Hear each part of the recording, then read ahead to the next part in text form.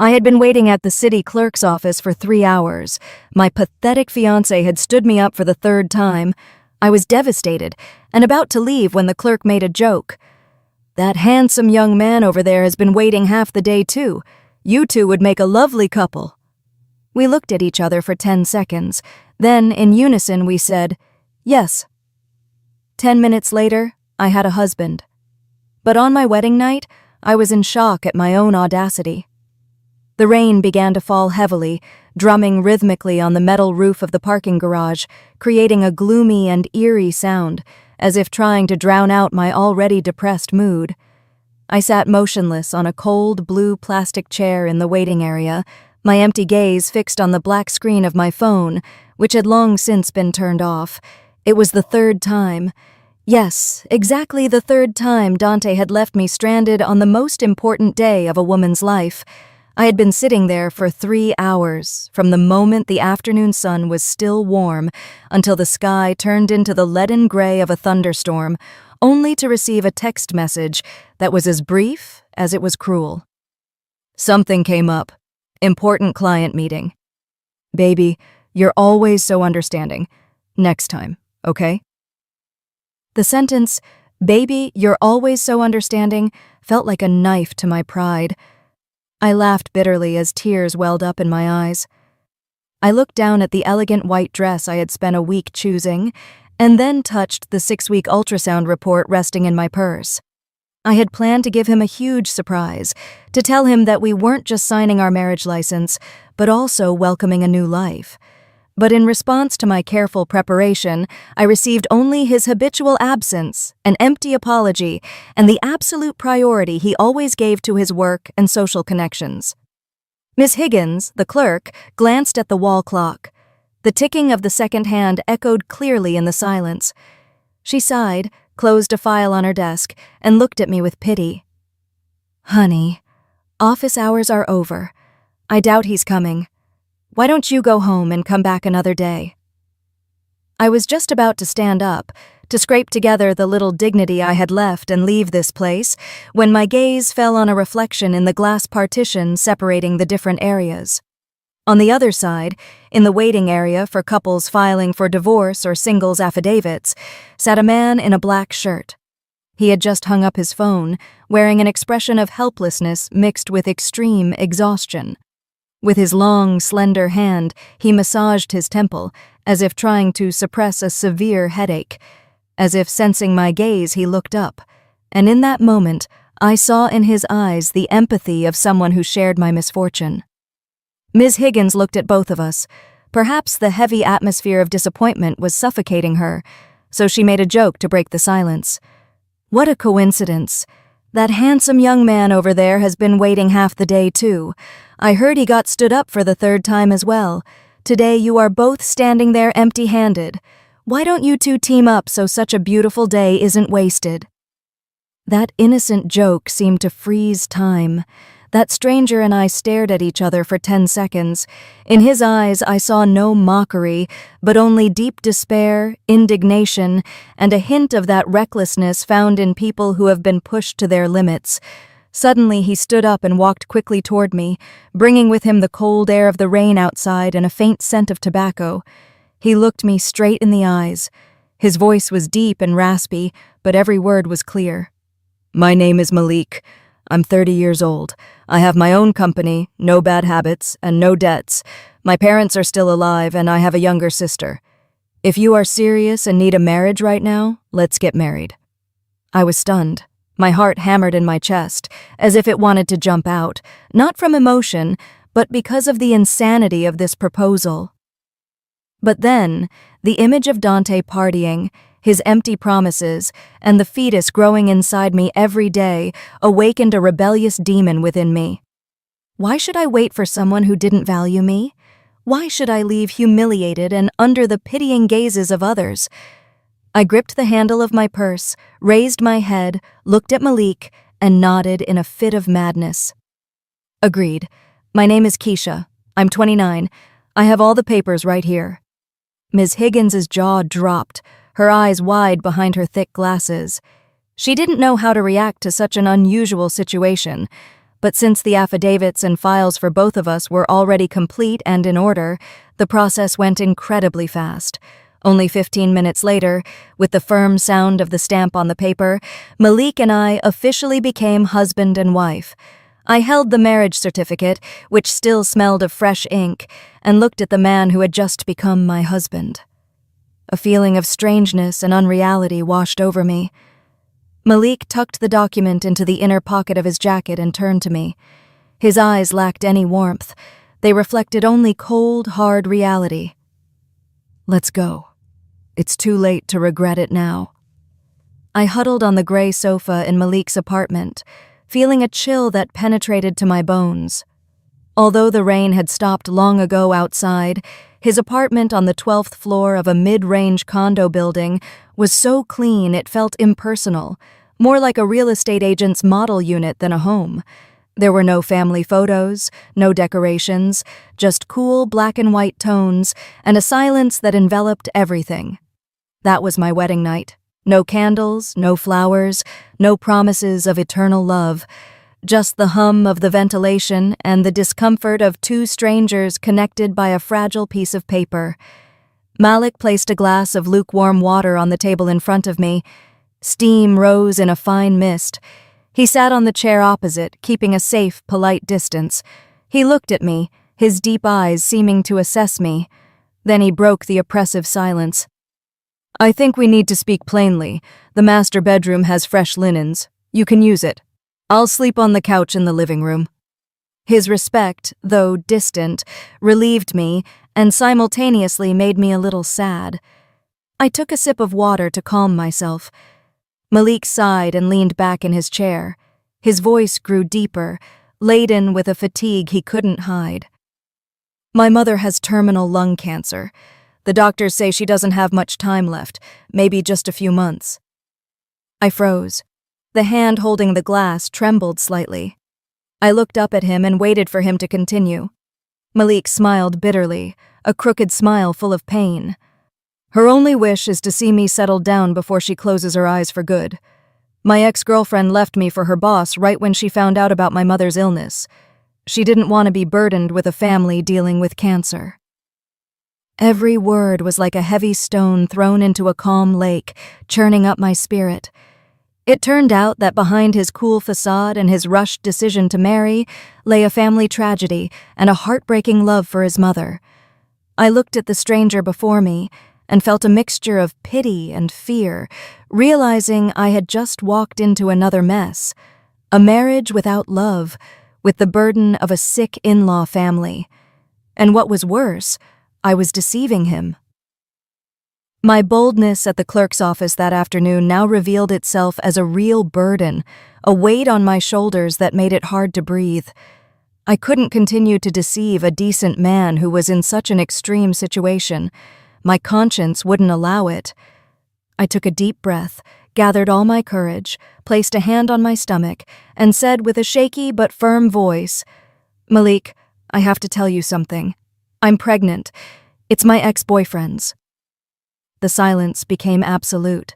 I lowered my head, not daring to look him in the eyes, expecting an outburst of rage, insults, or for him to throw me out of the apartment immediately. But there was no yelling. Only the rhythmic sound of his fingers drumming on the wooden table, creating a dry, hollow sound. Quite a while later, Malik spoke. His voice wasn't as angry as I had imagined. It held only an infinite bitterness. "My ex, she's probably pregnant by her boss right now, too. We really are two fools who were thrown away like expired goods." I looked up, startled, and saw resignation and deep sadness in his eyes, without the slightest trace of contempt toward me. He looked directly at me and proposed an arrangement I couldn't believe. "You need a name for this child. I need a wife so my mother can die in peace. Let's maintain this relationship. I won't give you any trouble, and I won't let anyone harm you or your child. In return, you help me play the role of the perfect daughter-in-law for my mother." This proposal was like a life preserver thrown to a drowning person, but it was also a sentence condemning me to an endless farce. That night, curled up under a strange blanket, tears ran silently down my cheeks, soaking the pillow. I touched my still flat stomach and felt the presence of this little life growing day by day. I wondered how I would face my mother, Dante, and the whole world at dawn with my new identity as Malik's wife. From the living room, the sound of Malik tossing and turning on the narrow sofa reached me, reminding me that my life had taken a completely different course, full of thorns and storms. The weak light of dawn filtered through the thin curtains, waking me from a night of restless sleep and nightmares. I opened my eyes and needed a few seconds to realize I was in an unfamiliar room, in a bed that wasn't mine. The bedroom door was ajar, and the soft clatter of plates and silverware drifted in from outside. The delicious smell of toasted bread rose to my nose, pulling me back to reality. I had married a man named Malik, whom I barely knew, less than 24 hours ago. I took a deep breath, tidied my messy hair, and went out, trying to appear as natural as possible. Malik was already up. He stood in the kitchen, dressed in gray pajamas, looking busy but orderly. When he saw me, he nodded slightly and placed 2 mugs of hot milk and a plate of toast with tomatoes and oil on the table. His voice was deep and steady. "Good morning. Eat something, and then we'll go to the hospital. I asked the doctor for permission to visit my mother early." Breakfast passed in uncomfortable silence, broken only by the quiet sound of chewing. We were like 2 actors reviewing their lines one last time before stepping onto the stage. Malik gave me basic information so our story would be consistent for his mother. We had been friends for a long time. Our feelings had developed naturally, and since we got along well, we decided to marry. It wasn't an impulsive moment. Malik's old car pulled up in front of the oncology clinic, a place permeated by the smell of disinfectant and the somber atmosphere of life and death. I gripped the handle of my purse with sweaty, cold hands. A sense of guilt suffocated me at the thought that I would be deceiving a person on the brink of death. Malik's mother lay in a spotless white hospital bed. Her body was wasted away from long chemotherapy sessions, and her head, almost completely bald, was covered by a burgundy wool beanie. Yet when she saw Malik and me walk in hand, her tired eyes lit up with a strange vitality, like a lamp about to go out that has just been refilled with oil. "Mama, I brought my wife to visit you," Malik said with a trembling voice, gently squeezing my hand as if to instill courage in me. Ms. Etta tried to sit up. I rushed over to help her and stammered, "Good afternoon, I'm Keisha." She took my hand, a bony but surprisingly warm hand. She looked at me firmly with teary eyes. "How beautiful. Finally, this son of mine decided to bring you home for good. I feared, quiet as he is, he would end up an eternal bachelor." She laboriously took off the sapphire bracelet she wore on her wrist, an old, sparkling piece of jewelry, and insisted on putting it on me. "This belonged to my mother. I kept it my whole life for my daughter-in-law. Now I hand it over to you. Take care of each other and love each other very much."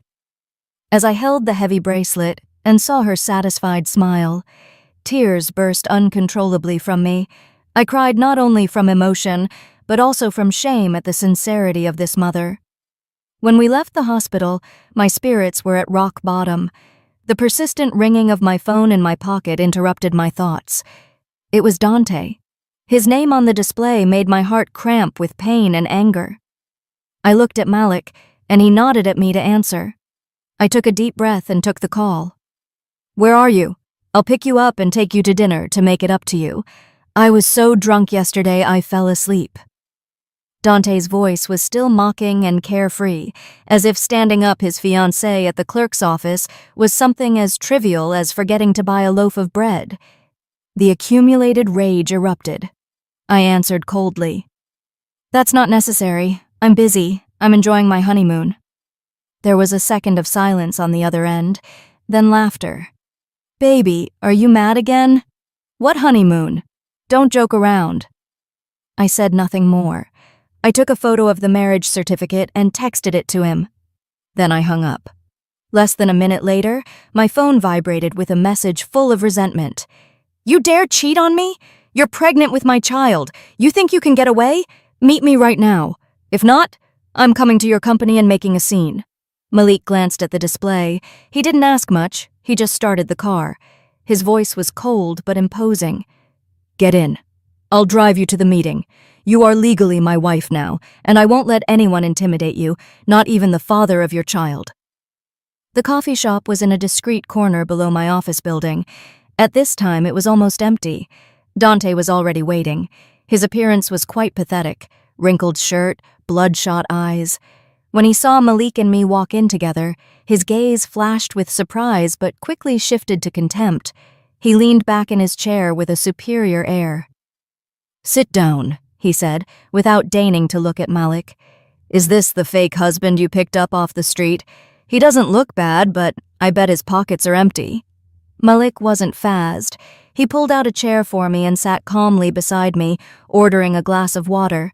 His calm contrasted with Dante's crudeness. I stared at the man I had loved for 3 years and asked coldly, "Why did you call me here? If it's just to talk nonsense, I don't have time." Dante smiled scornfully and leaned forward. "Keisha, don't be childish. I know you're angry about yesterday, but I have my reasons. I'm being promoted to deputy director, but the condition is that I marry the general director's daughter." I froze. The reason he had left me wasn't that he was busy, but that he was busy climbing the corporate ladder. He continued speaking as if doing me a favor. "Marrying her is just a formality. You know I want you. Get an abortion. Be my secret mistress, and I'll support you. I'll buy you a house, a car. You won't lack anything." Every word was like a poisoned needle.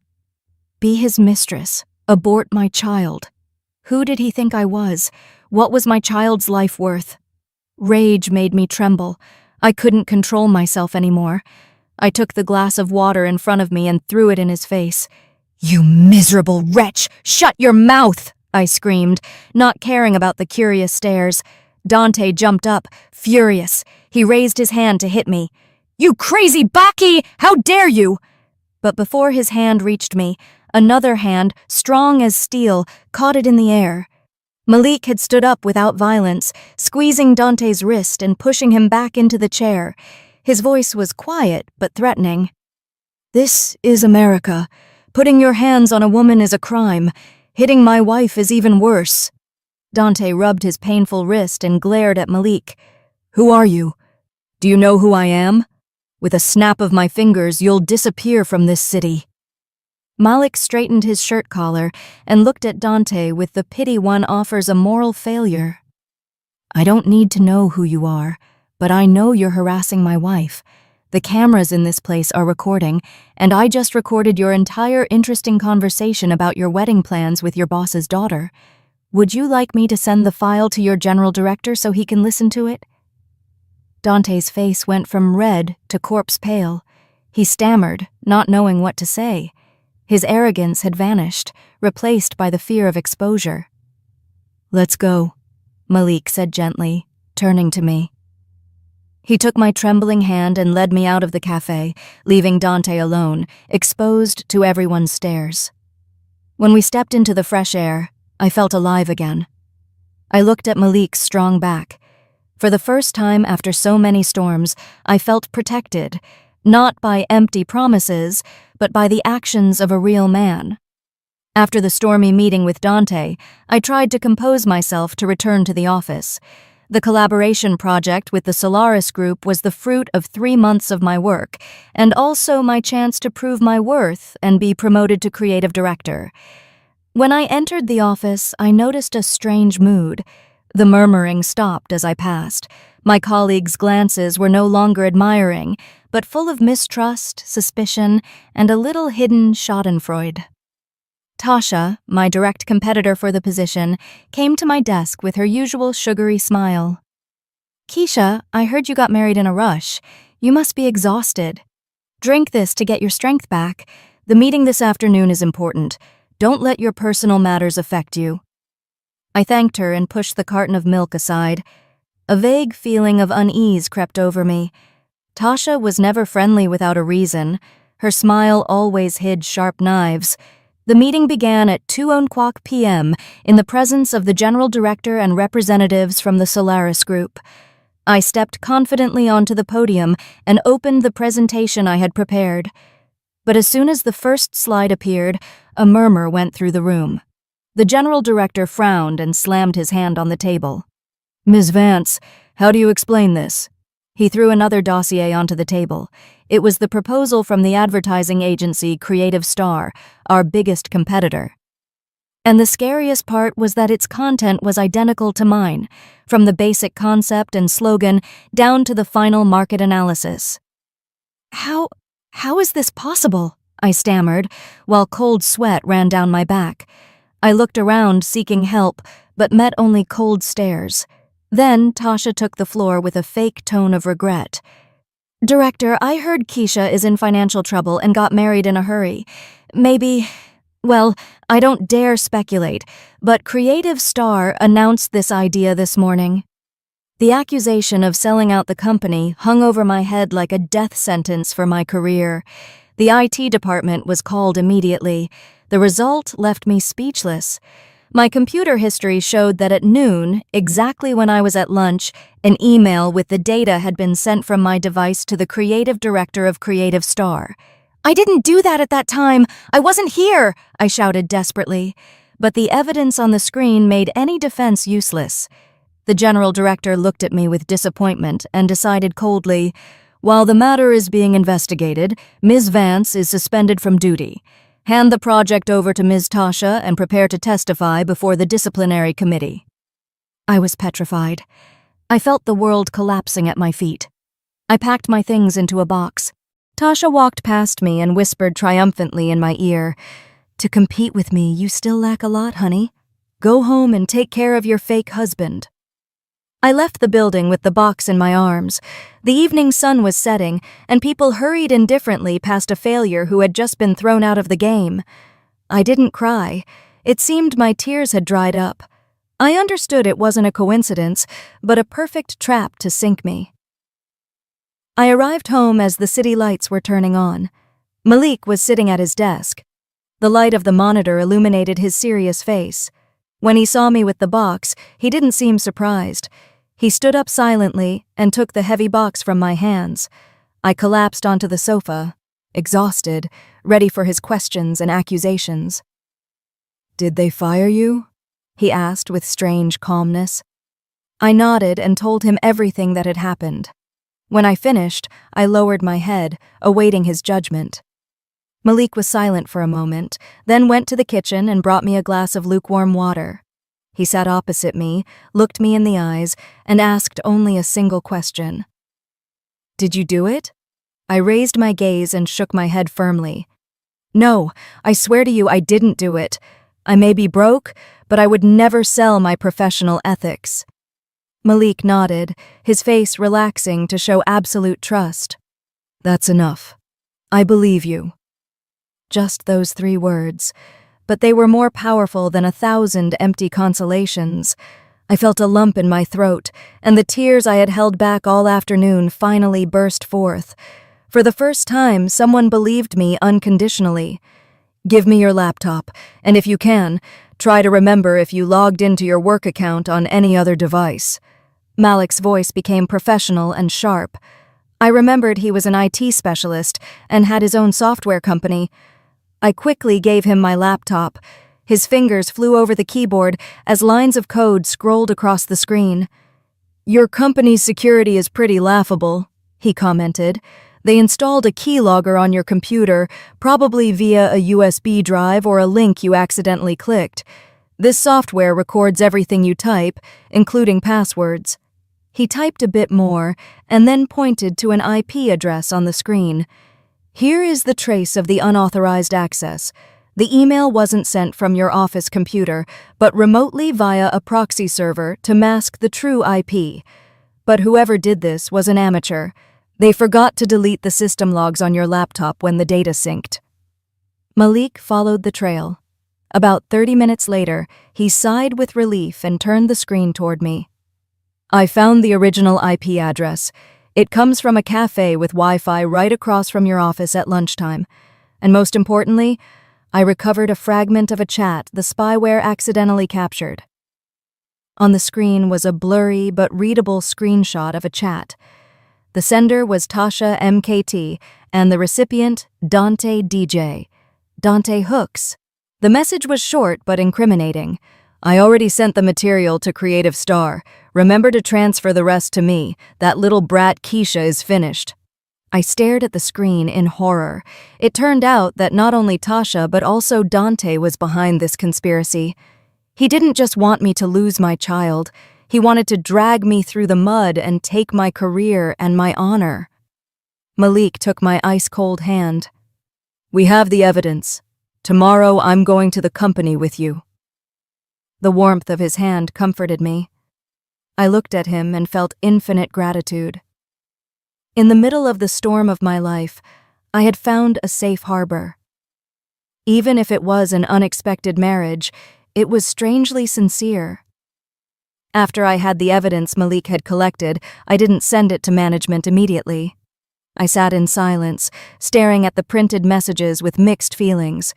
Tasha and Dante's betrayal disgusted me, but when I thought of Tasha's situation, I hesitated. Tasha was a single mother. Her daughter had a congenital heart defect and was waiting for surgery. Everyone in the company knew that. I understood that desperation can drive people to do terrible things for money, but that didn't mean I would tolerate evil.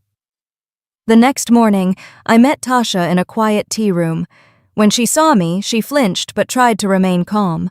I didn't beat around the bush. I put the documents on the table. Tasha, I think you should see this. Her face went pale as she read the chat with Dante. She covered her face with her hands. Her shoulders shook. Keisha, I'm sorry. I had no other choice. My daughter needs the money for the surgery urgently, and Dante promised me $100,000 if I did it. I looked at her with a mixture of pity and anger. $100,000.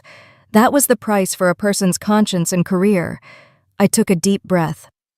I know your situation, but did you think about what would happen to me? How it would affect my life and my child's? Because I'm pregnant too. To save your daughter, you wanted to destroy my child and me? Tasha looked at me with eyes full of remorse and fear. She grabbed my hand. I made a mistake. I'm really sorry. Do what you want, but please don't tell the police. If I go to jail, my daughter will be left all alone. Her plea as a mother softened my heart.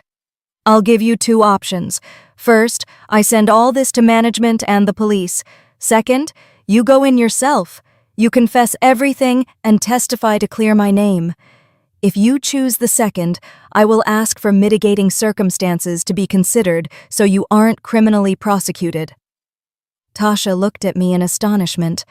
Perhaps she hadn't expected me to give her a way out. She nodded repeatedly through tears. I'll do it. I'll confess everything. Thank you, Keisha. Thank you for not backing me into a corner. On Monday morning, in the tense conference room of the executive suite, Tasha confessed everything. The general director turned to me with a serious and disappointed face. Ms. Vance, the company owes you an apology. Your suspension is lifted. You can return to your post and continue with the project. The news spread quickly. Tasha was fired, but not criminally prosecuted, just as I had promised. As for Dante, the position of deputy director he dreamed of vanished into thin air. His reputation in the industry crashed, and his career, built on trickery, faced collapse. That night, while Malik and I were eating dinner, violent blows echoed against the door. It was Dante, screaming like a madman. Bah! Come out! You dare ruin my life? I was startled. Malik signaled me to stay quiet. He went to the door, looked through the peephole, and took out his phone. Calmly, he began recording a video and called out, Dante, I advise you to calm down and leave. You are disturbing the peace. Open the door or I'll kill you both, he continued to roar, kicking the door. He was drunk or crazy. Malik wasn't phased. He didn't open the door or use violence. He called the building super and the local police. In 5 minutes, the noise changed. The neighbors, simple, hard-working people, came out into the hallway. The super's voice rang out, Hey, what kind of scene are you making? Do you want me to call security? Dante, as arrogant as he acted, folded before the community. When he saw the police coming up the stairs, he covered his face and fled, stumbling. Malik opened the door, thanked everyone, and closed it. I saw him relax, and then he hugged me, a firm and warm embrace.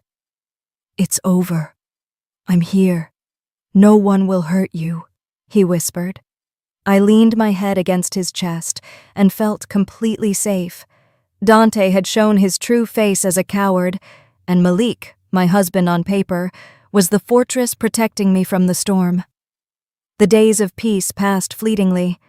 On a rainy afternoon, terrible news came from the hospital. Malik's mother's illness had drastically worsened. The cancer had metastasized to her bones and brain. She had only days left. Malik and I took turns at the hospital. Watching the life drain from her fragile body broke my heart.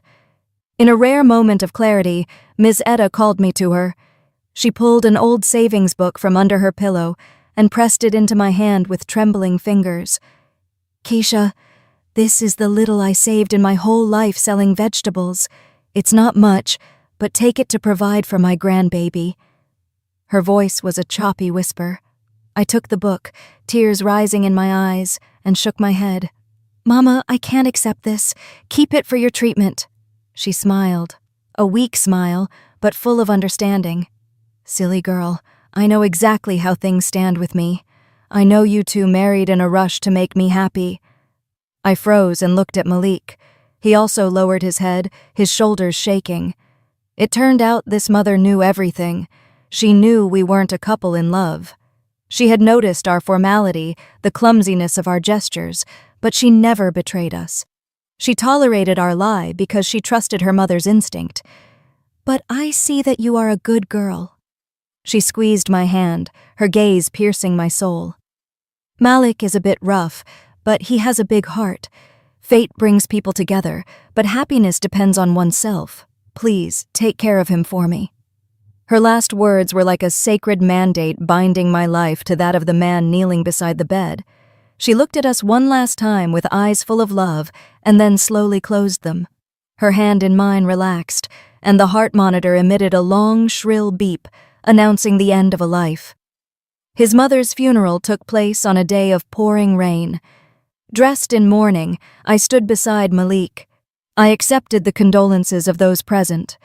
I cried for her as if she were my own mother, because in those few days, as her daughter-in-law, I had received an affection from her that I had lacked for a long time. Malik stood there with red eyes but without shedding a tear, remaining strong to organize everything. Seeing his lonely and resilient figure in the incense smoke filled me with immense compassion. From that moment on, what was between us was no longer a cold marriage contract, but a bond of affection and mutual support. Barely 3 days after the funeral, while the pain was still fresh, the true storm broke over us. That early morning, as Malik lit incense at his mother's altar, there was persistent knocking at the door. I opened it to find 2 police officers and a man in plain clothes. Their faces were serious and cold. "Is Mr. Malik Thorne here? We have an arrest warrant and an order for pretrial detention for fraud and tax evasion." The officer showed me a paper with a red stamp. I felt the world sway. Malik came out surprised but quickly found his calm again. He offered no resistance, only turned to me with a look full of regret and worry. "Keisha, stay home and stay calm. Don't worry about me. I'll clear everything up. Lock the door tight." The police car took Malik away, leaving me rooted to the spot. But that wasn't all. At noon, a group of tattooed and menacing-looking men hammered on the door, threw red paint on the metal door, and plastered the whole hallway with notices full of insults. "Where is Malik? Pay what you owe. You can't hide." The shouts echoed through the whole building. I huddled terrified in the room, hugging my belly. Then the terrible truth became clear to me. Malik was dragging huge debts with him. I imagined it was the money he had borrowed to buy expensive imported drugs not covered by insurance, to prolong his mother's life. He had sacrificed everything, his future and his safety, to be a good son. My phone rang. It was Brianna, my best friend. "Keisha? Where are you? I heard Malik's company assets were seized. The creditors are looking for him everywhere. Pack your things and come to my place. It's dangerous to stay there. I packed some clothes in a bag, put on a mask, and snuck out down the fire escape. On the street, I felt like a fugitive, my husband arrested, my house besieged, and me pregnant. I didn't know what would become of me tomorrow, but I knew I couldn't give up. I had to find a way to save Malik, to save the man who had landed behind bars out of love for his mother. That night, under the cover of darkness, Brianna and I snuck into Malik's sealed office. Thanks to a favor Brianna's father had done for the old security guard, we managed to get in through the back door for 15 minutes. The place was deserted. Without turning on the lights, we used the flashlights on our phones. I went straight to Malik's desk, just as he had once told me when he was drunk. Behind a picture was a small wall safe. Trembling, I entered his mother's birth date. The door opened. Inside was no money, only a stack of papers and a brown leather diary. I opened it. It was Malik's diary. In it, he described his struggle to save his mother. The doctor says a new treatment could extend her life by 6 months, but it costs a fortune. I sold the car, mortgaged the house, but it's not enough. On another page, his writing was shaky. Mr. Ferdinand, Dante's uncle, offered me a loan from his finance company, Progress. I know it's a trap, a predatory loan, but I have no other choice. Mama is suffering with every hour that passes. Tears blurred the words. I saw Malik alone in the night, wrestling between his honor and his mother's life. The contracts in the safe confirmed the trap. Business loans converted into personal debts with usurious interest rates. Malik wasn't a fraudster. He was the victim of a loan shark network run by the same people who now wanted to sink him. Dante and his uncle, who exploited his filial love to drive him into debt, put him in prison and take over his company for a bargain price. Look at this, Keisha. Brianna showed me other papers. They were the receipts of all transfers from the loan to the hospital to pay the bills and medications. Not a single dollar had flowed into his personal account. I pressed the diary and the papers to my chest. My husband, whom I once considered a stranger, had endured a storm all alone without telling me anything. Now it was my turn to fight for him. I returned home at 2 a.m., but I wasn't tired. Outrage and determination kept me awake. The next morning, I gathered all the wedding jewelry my mother had given me for my failed marriage to Dante, along with my meager savings for the baby, and sold everything. I felt not the slightest regret, but it wasn't enough to hire a good lawyer and cover part of the debt as the investigation required. I went to my boss's office and asked for a salary advance of 1 year. Keisha, have you thought this through? Your husband is accused of a serious financial crime. It's very likely he'll go to prison. Putting money into that is a waste, and you have to think about the baby. I answered him with my head held high. Boss, he isn't a fraudster. He's just a good son who was pushed into a corner. If I leave him now, I will regret it my whole life. With the money, I hired the best criminal defense attorney in the city, recommended by Brianna's father. On the day of the visit, I got up early and cooked beef stew, Malik's favorite dish. When I saw him through the glass partition, I hardly recognized him. He was gaunt, with a shaved head and deep circles under his eyes, but when he saw me, the same worry as always flashed in his eyes. Keisha, what are you doing here? I told you not to worry about me. His voice was rough. Go, get a divorce. I'll sign the papers. You're young, you have a future. Don't let the record of a criminal affect you and the child. I looked at him, smiling through tears. I placed my hand, with which I was stroking my belly, against the glass. Listen to me closely, Malik. I sold everything. I asked for an advance and hired the best lawyer. I don't need a clean slate. I need a father for my child, a husband who sacrifices himself for his family. Don't you dare give up. You have to get out of here to repay this debt to me, a debt of gratitude that will last a lifetime. Malik fell silent, his shoulders shaking. He lowered his head to hide his tears. In that moment, in the oppressive atmosphere of the prison, our bond solidified, more resilient than any vow of love. The trial took place on a gray, leaden day. In the solemn courtroom, I sat in the first row, hands clasped. Brianna squeezed my hand to calm me. Malik, standing before the podium, looked fragile but held his back straight. The prosecutor read the charges: fraud, embezzlement of large sums of money. Every word was a nail in my husband's coffin. When it was the defense's turn, our lawyer, an elderly, composed man, stood up. He presented the court with Malik's diary, the hospital bills, and above all, the fraudulent loan contracts from Mr. Ferdinand's finance company. Your Honor, the defendant Malik had no intention of appropriating any assets for his personal benefit. He acted out of necessity to save his mother's life, and more importantly, he was the victim of a loan shark network disguised as an investment. The room murmured as the lawyer revealed the relationship between Dante and Mr. Ferdinand, along with messages proving they had coerced Malik into signing blank contracts. The presiding judge's gaze softened as he considered these mitigating circumstances. Good reputation, first-time offender, motivated by filial piety and efforts to make restitution. I held my breath. The defendant, Malik Thorne, is guilty of breach of trust. However, considering the numerous mitigating circumstances that he was the victim of a trap and did not act out of personal greed, the court sentences him to 2 years of probation. The defendant is released immediately in this courtroom. The gavel struck the wood, ending our nightmare. I burst into tears and hugged Brianna. They were tears of relief and happiness. Malik turned around and looked at me with red eyes. Even if his record would remain stained, he was at least free. We left the courthouse, and the cloudy sky began to clear. A few shy sunbeams illuminated the path ahead of us. I knew it would be full of obstacles, but we would walk it together. The joy of the reunion was short-lived. The harsh reality of everyday life set in. Malik's company went definitively bankrupt, and his assets were seized to pay the debts.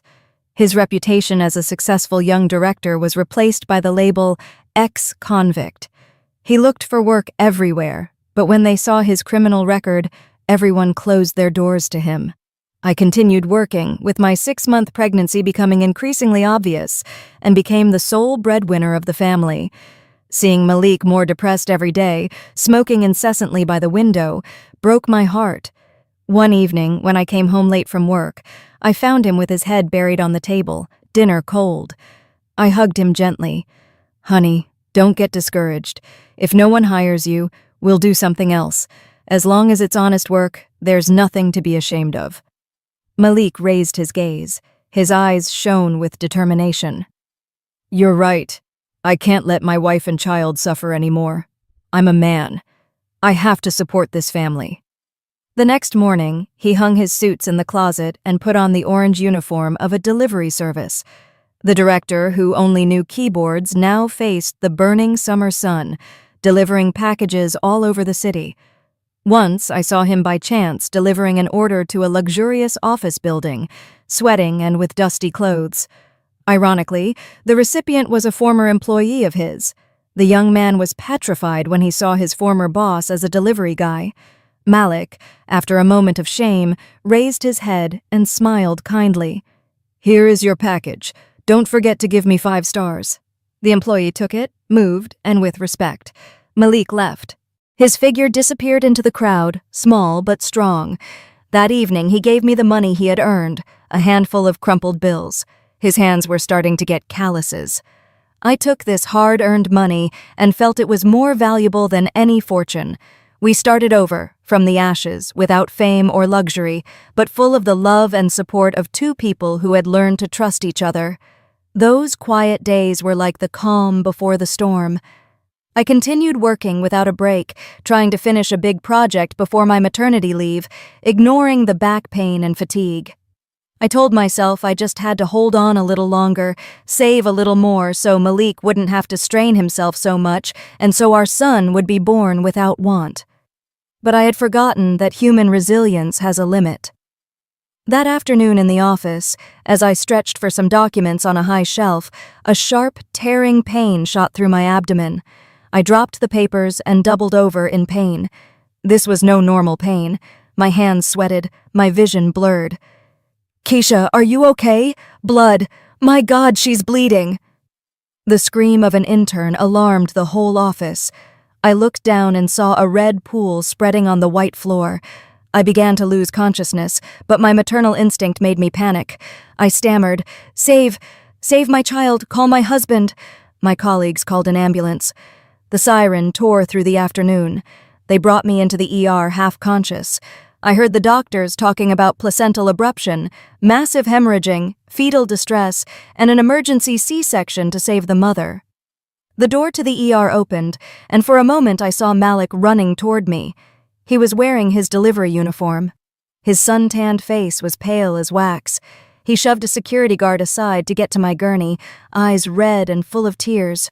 "Keisha, I'm here! Don't be afraid!" he screamed with a voice broken by panic. He tried to take my hand, but a nurse stopped him. He knelt before the door of the operating room and begged the doctors, "Doctor, please save her. Save my wife and my child. If something happens to her, how am I supposed to go on living?" The image of this strong man, collapsed and helpless, was the last thing I saw before the anesthesia plunged me into darkness. In my unconsciousness, I continued to hear Malik's voice calling me, a heartbreaking scream. I woke up in a white room with a strong smell of ether. My head hurt, and I felt a terrifying emptiness in my stomach. I touched my lower abdomen, previously round, now flat and bandaged. The feeling of loss was faster than the physical pain. I turned my head and saw Malik sleeping, his head resting on the edge of the bed, still holding my hand. When he felt my movement, he woke up. His eyes were swollen, and he had a beard of several days. He looked at me with a mixture of infinite pain and relief. I moved my lips with a dry throat. "The baby. Where is our son?" Malik didn't answer immediately. He leaned forward and kissed my forehead, a trembling kiss, salty from tears. He squeezed my hand, his voice breaking. "Listen to me calmly. The doctors did everything possible, but the baby was too early. His lungs weren't developed. He passed away at 3:00 a.m. My mind went blank. He passed away. The baby I had carried for 7 months, whom I spoke to every night. Our only hope. He was no longer there. I didn't scream. I didn't faint. I remained motionless. Tears ran silently down my temples. The pain was too great. The following days were hell. I fell into a deep depression. I refused to speak, eat, or drink. I rejected the world, including Malik. But he didn't give up. He hid his own pain to care for me. I know he suffered just as much. He had loved this baby as if it were his own. He took unpaid leave to be with me day and night. He fed me patiently, washed me, told me trivial things to keep me connected to reality. Sometimes at night, I pretended to sleep and heard him crying softly in the bathroom. Then he would come out, tuck me in, and hold my hand all night. His love and silent sacrifice were the anchor that prevented me from sinking into despair. I realized I had lost my child, but I couldn't lose him too. A month later, my health improved, but my soul remained desolate. The psychologist suggested a change of scenery. On a Sunday, I took Malik on his old motorcycle to the outskirts, to a quiet place. We stopped in front of a large house with a wooden sign that read Sunflower Home. The laughter of children constricted my heart. I wanted to flee. Malik took my hand. "Trust me, just for a moment. If you can't stand it, we'll leave." I went in reluctantly. The children, some with disabilities, others abandoned, had eyes full of innocent joy. I sat on a bench apart. My gaze crossed with that of a little girl standing alone in a corner. She was about 3 years old, thin, and wearing a worn floral dress. She had big, dark, and deeply sad eyes. A sadness that was inappropriate for her age. I walked over to her. She looked at me without fear. I crouched down. "Hi, what's your name?" She didn't answer. She just offered me the wildflower she held in her hand. "For you. Don't cry." I touched my face and realized I was crying. "Her name is Maya," said one of the caregivers. "She's very quiet. She was abandoned in front of a market a few months ago. She's very withdrawn, but she gave you a flower today. That must be a special connection." Maya looked at me, and suddenly her small, dirty hand grabbed my pinky finger. In that moment, a warm current ran through me, melting the ice in my heart. I hugged her and cried, but this time they were tears of redemption. I knew this child had chosen me, and I needed her to live again. The decision to adopt Maya happened quickly and naturally. We knew it would be difficult. When the caregiver saw Malik's file with his criminal record, she looked at us with concern. "Adoption laws are very strict. I'm sorry, but with this background, it's unlikely to be approved." Malik didn't give up. With a sincerity that moved the woman, he said, "I made a mistake to save my mother, but I never hurt anyone. I promise to dedicate the rest of my life to compensating this child. Please help us." But the law is the law. That's when Brianna, my guardian angel, reappeared. Thanks to her father's contacts, she managed to get people to vouch for Malik's good conduct. She also helped me prove that my income as a freelance designer was stable. After 2 months of endless paperwork, the application was finally approved. On the day Maya came home, the sky was clear and the sun was shining. Malik and I were as nervous as if we were getting married. Maya, clutching her old teddy bear, looked at her new home with curious eyes, not letting go of my clothes. Our small rental apartment filled with light and warmth. Malik had built a small bed for her out of recycled wood and painted it a pink he thought she would like. I had sewn several dresses for her from fabric scraps. At our first dinner together, Maya sat in the high chair Malik had made for her. He served her the best piece of meat. "She is my daughter. Papa is the best cook in America." Maya looked at us both and smiled, her first radiant smile. "Thank you, Papa Malik. Thank you, Mama Keisha." Those words made Malik turn around to wipe away a tear, and I melted with happiness. Our home finally had children's laughter after so many storms. The missing piece had fit into place. 3 years passed. Our little rental house was always full of laughter. Maya, now 6 years old, was a beautiful and well-behaved child. Her formerly sad eyes now beamed with joy. Our lives had also stabilized. Malik was no longer a delivery driver. Thanks to his effort and talent, a former partner hired him as technical director at a software company.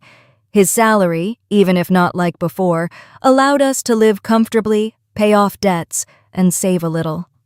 I gave up my old job and dedicated myself to freelance design from home to take care of Maya. That afternoon, while I was braiding Maya's hair, she showed Malik a drawing. "Papa Malik, look, this is you fixing things. Mama cooking, and me watering flowers." Malik smiled proudly. "How beautiful, my child. You're going to be a great artist, better than Mama Keisha." I looked at my two loves and felt immense peace. In these 3 years, we never had a big wedding, but our love was deeper than any promise. Malik loved Maya as if she were his own daughter. "What are you thinking about?" asked Malik, hugging me from behind. "I'm thinking that life is fair, honey. It took a child from us, but it gave us an angel." He squeezed me tighter. "And to me, it gave a wonderful wife. Without you, I would have gone under long ago." That night, listening to the quiet breathing of my husband and daughter, I thanked fate. The storms of the past seemed far away, but I didn't know that the calm was only temporary, that another wave, much larger and more devastating, was about to arrive, threatening to destroy the little happiness we had built with such effort. One weekend, Brianna called to say she was coming to dinner with her new boyfriend. I prepared a special meal to meet the man who had conquered my demanding friend. Brianna arrived with Byron, a man in his 30s, tall, well-dressed, and with an intellectual look. He was very polite and brought expensive gifts for us and for Maya. Yet from the first moment, I felt a strange unease. Although he smiled, his gaze on Maya was calculating, not that of someone who likes children. During dinner, he wouldn't stop asking questions about Maya's adoption. "What a pretty child. She looks like she comes from a good family, not like an abandoned child," he commented casually. Malik, with his instincts sharpened by hardship, frowned and changed the subject. The dinner ended in an atmosphere of fake cordiality. Upon leaving, Byron turned to look at Maya one last time. That look froze the blood in my veins.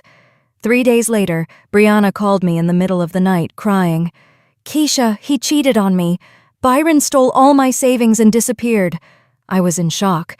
It turned out Byron was a professional con artist and, what was worse, a distant cousin of Dante, my ex. He had approached Brianna as part of a plan to rob her and get close to our family. The next morning, I received an anonymous envelope.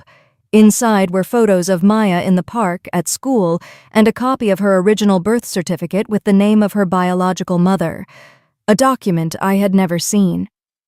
My phone rang. It was an unknown number, but the voice was Byron's. "Hello, Keisha, I assume you received my gift," he said mockingly. "What do you want?" I screamed. "Not much. I just know a secret about your adopted daughter that's worth a fortune. Her biological parents aren't just anybody. They're looking for her like crazy. If you don't want to lose her or don't want me to sell the information to them, prepare to negotiate." Byron's threat sent me into a panic. Malik, when he found out, maintained a surprising calm. We decided to return to Sunflower Home to find out the truth. The director of the center received us with concern. When she saw the birth certificate, she sighed. She pulled a jade medallion with an engraved phoenix of exquisite beauty from a wooden box. "This is the only thing Maya was wearing when she was dropped off here. I hid it for fear someone would hurt her or claim her because of its value. This medallion proves she comes from a wealthy family." At that moment, my phone rang again. It was a video call from Byron. "Do you believe me now? Little Maya's name is actually Destiny Sterling. She is the daughter of real estate magnates, the Sterling couple. Years ago, they went broke and had to flee the country. That's why they abandoned her. Now they've returned, richer than ever, offering a reward of $200,000 to whoever finds her." $200,000. The number made me dizzy, but what froze my blood was the cruelty of these parents. "I'll give you a chance," said Byron. $20,000 into my account and I'll keep quiet. You have 3 days. After that, don't complain if the Sterlings knock on your door." The screen went black, leaving us in absolute despair. 20,000 was a fortune for us, but the fear of losing Maya was 1,000 times greater. To face Byron, we needed to know his weaknesses. Malik had a bold idea: talk to Dante. Despite our hatred, he was his cousin. Through some contacts, I learned that Dante was in the prison infirmary with terminal stomach cancer. When I visited him, nothing remained of the arrogant director I knew. He was a walking skeleton. When he saw me, his eyes showed surprise and then deep remorse. "Keisha, did you come to laugh at me? I know I made mistakes. Karma comes fast." I felt no hatred anymore, only pity. "I didn't come for that. I came to ask you about Byron." Hearing the name, Dante's face twisted in rage. "That scumbag isn't human. When I went to prison, he tricked my mother into signing over the last of the family property to him and left her to die alone in a home. Be very careful with him, Keisha. He's wanted in 2 states for fraud. He's desperate. He's capable of anything.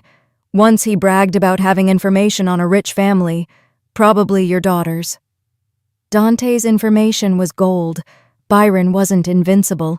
He was a cornered criminal. "Report him to the police.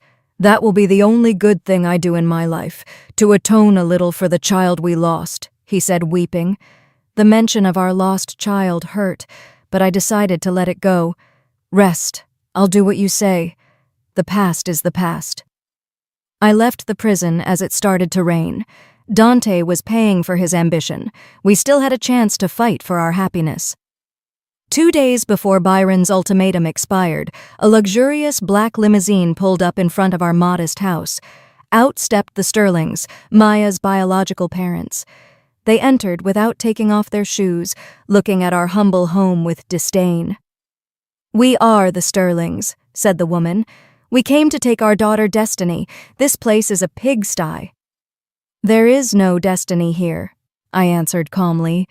There is only my daughter Maya, and she is at school right now. You have no right to just barge in like this." The man smiled scornfully and opened a briefcase full of bills. $100,000. That is payment for looking after her. You can buy a house and change your life with this. Take the money and sign the waiver of custody. Next week, we're taking her to the U.S. I felt deep nausea. They thought they could buy their daughter as if she were an object. "Get out! Take your money and go!" I screamed at them. "Maya is a human being, not merchandise you abandon and then try to buy back. She is my daughter, and she is not for sale." Just at that moment, the school bus arrived, and Maya ran in. "Papa, Mama, I'm home!" When she saw the strangers, she got scared and hid behind me. "Destiny, my daughter, I am your mother!" Mrs. Sterling shouted, trying to hug her, but Maya screamed and clung to me. "Mama, who are they? I'm scared!" Maya's reaction was a slap in the face for them. I hugged her tight. "You saw it. She doesn't recognize you. Leave or I'll call the police." Since money didn't work, they resorted to power. 2 days later, we received a summons from court. They had hired an army of lawyers to sue us and strip us of custody. Their main argument was Malik's past. They claimed an ex-convict couldn't offer a safe and moral environment for a child, contrasting this with the life of luxury and international education they could offer her. Malik broke down. "It's my fault. My past is hurting our daughter." I took his hand. "Don't say that. A court judges by the law, but also with the heart. We raised her with all our love, and it shows. Justice won't take our daughter away." That night, Brianna came running. She had walked through the whole neighborhood collecting signatures, from the super to the baker. Everyone had signed a petition of support and offered to testify in our favor. "You are not alone," said the super, an old man with white hair. "The whole neighborhood is a witness to your kindness. We are poor, but rich in humanity. We will fight with you." The support of our neighbors was balm for our hearts and gave us strength for the uneven legal battle ahead. Just as the trial approached, bombshell news changed the course of things. Byron had been arrested while trying to blackmail the Sterlings themselves. It turned out his greed knew no limits. He hadn't just blackmailed us, but also demanded a cut of the reward for finding the child from them, threatening to reveal their dark past to the press. In his statement, Byron confessed everything to get a lighter sentence. The Sterlings hadn't just gone broke, they were part of an international money laundering network. They hadn't abandoned Maya out of necessity, but as part of a calculated plan to flee the country with new identities. "This is the definitive proof," said our lawyer. "With these new facts, the plaintiff's moral authority has collapsed. No court would hand a child over to suspected criminals who also cruelly abandoned her."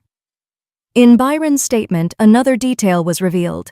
They hadn't come back for Maya out of love, but because she was the sole heiress to a multi-million-dollar trust fund her grandmother had left behind. They needed custody of her to access that money. Everything was a farce. "We will win, Keisha," said Malik, "not because we are richer, but because we have a clear conscience. Divine justice takes time, but it comes." The scandal surrounding the Sterlings hit the media. Public pressure and the police investigation turned the tables. Now they were the suspects. The scales of justice tipped in our favor. At the mediation hearing, the couple seemed nervous. The judge, a middle-aged woman, turned gently to Maya. "Maya, I know this is hard, but can you tell us who you want to live with? With your biological parents, who will give you many toys, or with Papa Malik and Mama Keisha?" Everyone held their breath. Maya stood up, small in the huge room. She looked at the Sterlings, and then at us. Suddenly, she burst into tears and ran to hug Malik. "I'm not going away. I don't want toys. I only have one Papa Malik and one Mama Keisha. Don't send me away." The child's crying and words moved everyone. The judge wiped away a tear and banged the gavel. "Children are not property. They have the right to choose where they feel happy and safe. The child's will is clear. Furthermore, the plaintiffs face serious accusations. Do you wish to withdraw the suit, or do you prefer the court to thoroughly investigate your suitability and the origin of your finances? The Sterlings, pale, whispered with their lawyer and lowered their heads. We withdraw the suit. In that moment, I hugged Maya and Malik and cried with happiness. 2 days later, Mrs. Sterling asked me for one last meeting before they left the country forever. We met in a discreet tea room. The arrogant woman from before was gone, replaced by a dejected and quiet figure. I know I have no right to ask for forgiveness. We lost. Tomorrow we leave for good. She offered me an envelope with money and the papers for a trust fund in Maya's name. This is the last thing I can do for her. I gently refused the money. Money can buy neither memories nor lost love. Maya doesn't need it. We are poor, but we can raise her to be a good person. If you really want to clear your conscience, donate this money to the orphanage where you abandoned her. Help other children. As for Maya, when she is 18, I will tell her the truth and she will decide. The woman burst into tears, bowed deeply to me, and left. Her lonely figure disappeared into the drizzle. I sipped my tea. It was bitter at first, but left a sweet aftertaste. I felt light, freed from a great burden.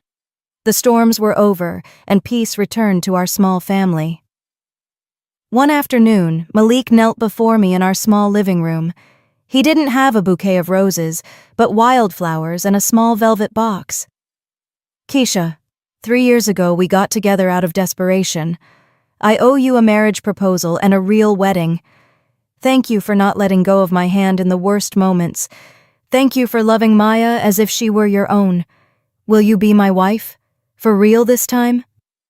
I looked at the man who had shared so many battles with me. I saw the lines around his eyes, signs of a hard life, and nodded, crying with happiness. He put a simple gold ring on my finger, and the three of us hugged. A week later, we celebrated our wedding in the courtyard of the housing complex. It was a modest party, but full of warmth and joy, organized by our neighbors. The super officiated the ceremony. Brianna was my maid of honor, and Maya, dressed like a princess, paved the way for us with a basket of flowers. I looked at Malik, Maya, all our friends, and felt my heart full of immeasurable happiness. We had traveled a long road, but finally, we had arrived home. Time passed serenely and peacefully. A year after the wedding, on Maya's 7th birthday, while I was preparing the party, I felt a sudden dizziness and fainted. Keisha! Malik's horrified scream transported me back to the nightmare of 3 years ago. He carried me in his arms to the hospital, running like a madman. In the ER, while he waited outside, pale and trembling, the doctor came out smiling. Congratulations, mother and fetus are doing perfectly well. Fetus? My wife is pregnant? Malik stammered in disbelief. The doctor nodded. Yes, 8 weeks along. She fainted from exhaustion and low blood pressure, but everything is fine. It's good news. Why do you look so scared? Malik slid down the wall and cried like a child. They were tears of relief, of a happiness so immense he couldn't believe it. When I woke up and heard the news, emotion overwhelmed me. Malik came in with Maya, leaned over, and kissed me. Thank you, Keisha. Thank God. Maya, you're going to be a big sister. The girl jumped for joy and put her ear to my stomach. Hi, baby. I'm your sister Maya. Come out soon to play with me. The room filled with laughter and tears of joy. The old wounds had healed and left room for new hope. On a Sunday afternoon, the sun gilded our small garden. I watched as Malik taught Maya and our little son Felix, who was already 2 years old, how to play chess. The sound of their laughter was the soundtrack of our peace.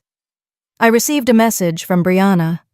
Byron had been sentenced to 15 years in prison, and Tasha had moved back to her hometown in shame after her dismissal.